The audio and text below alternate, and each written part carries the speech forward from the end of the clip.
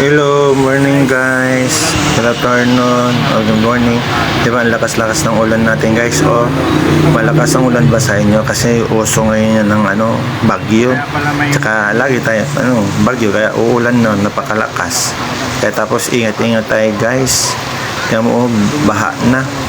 Baha na sa kalsada. Kaya dapat mag-ingat tayo guys. Wala tayong magagawa. Uso ngayon ng bagyo at tsaka ulan. Kaya dapat mag-ingat-ingat sa pagtatawid, titignan yung lalakaran para hindi tayo madulas, di ba guys? Baha na sa sobrang lakas ng ulan. Guys, sa inyo, uulan ba din sa inyo dyan?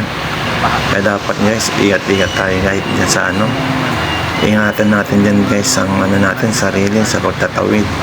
Wala tayong magagawa kasi uso ngayon ng bagyo at ulan.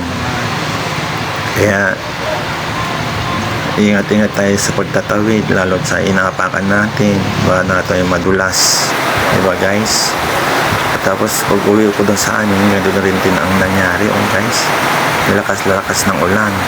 Kaya dapat natin ingatan natin ang sarili natin. Kaya lakas ng ulan kanina, lakas ng kulog at kidlat yan guys. Tapos biglang bumuhos, napakalakas na ulan.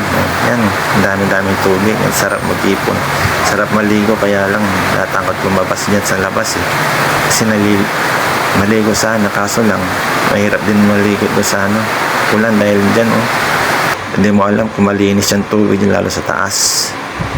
Tapos guys, tingnan nyo yung alaga namin guys, pare-para silang ng upo. Tatlo sila guys yan. Pakinggan natin guys ng sinsya na kayo guys, dahil may nandyan yung walis sa may basura. Tayo mo guys, tignan nyo yung upuan nila guys. Pare-parehas ang upo, mag-iina yan, ina at ama yan, tapos anak na nila yun. Hindi ba guys?